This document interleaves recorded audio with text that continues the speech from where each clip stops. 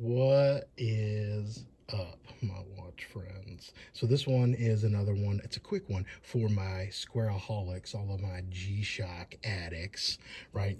I actually just took this off, so I was wearing my all blacked out 5610 on the combi, the V1 combi. Hopefully you'll see my video comparing the combination bracelets or the combi bracelets, so there's that. But in fact, at the end of that video, I wanted to include something, a little fun project that is related to kind of bracelets, but just G-Shock squares in general. And I didn't because the video was running a little bit long. So here's an add-on to that one.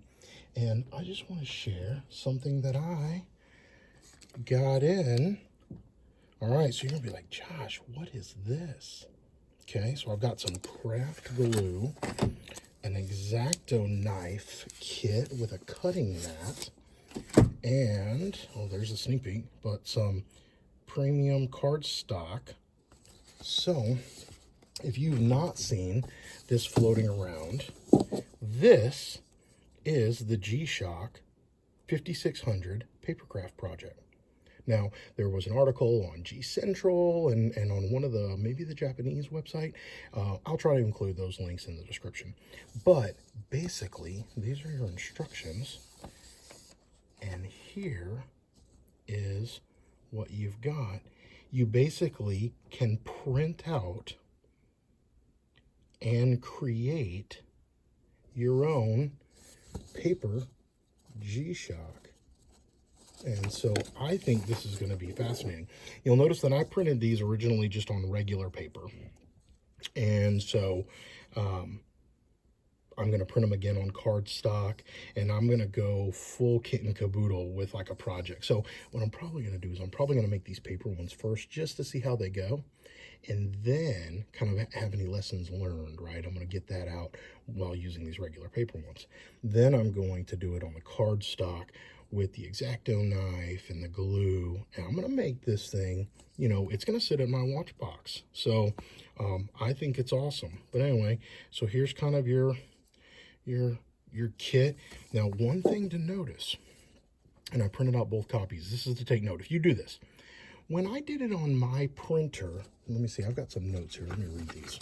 When I did it on my printer, I found that, you know, there's a bunch of settings. It's a PDF file. So when you go into your PDF settings, you should be able to designate whether you want to adjust it to fit or if you want to print actual size.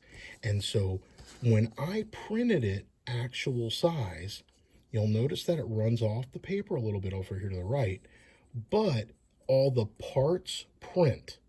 Now what I did was I compared these measurements, or more specifically, these measurements. I compared the band too, but I compared these measurements for the bezel size, the display size, and all of that, compared to my real 5600. And I found that the actual size is a little bit more true to scale, even though it will cut off right here on the right.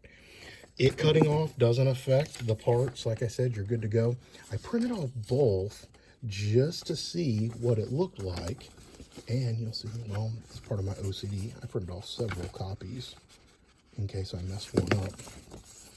This is the interesting part about, does everybody look like this? So I'm an Eagle Scout, or I was an Eagle Scout when I was younger. And the motto, the Eagle Scout motto is be prepared.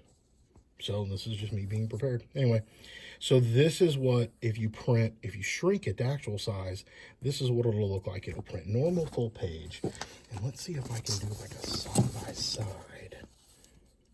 The sizing is different, but negligibly slow or so. And I think it was only like a couple mil, maybe 3 mil off when I compared it. So I could try to, I probably can't get these in scene. I don't know. Anyway, you can take the measurements, you can take my word for it, or you can experiment for yourself. So look up G-Shock Papercraft 5600 and comment down below, does G-Shock make any others like this? Or do you know of anybody else in the watch industry that does this kind of fun hobby related stuff? I know that there's one place that does like a do-it-yourself watch kit where you can get all the parts in and you actually build your own watch. And I know that several people, especially in the modding community, have done that with stuff that you can order on eBay or through some of these third-party sites that focus on selling those types of parts. But yeah, I just thought this was awesome.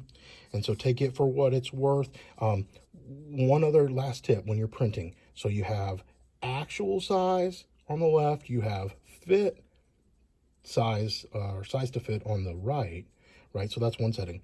The other thing, other than maybe doing it on cardstock, the only other recommendation might be look at whether up at the top you might have a setting that says like save printer ink or print black and white or color. So you want to print it in color because you will see that it does have color.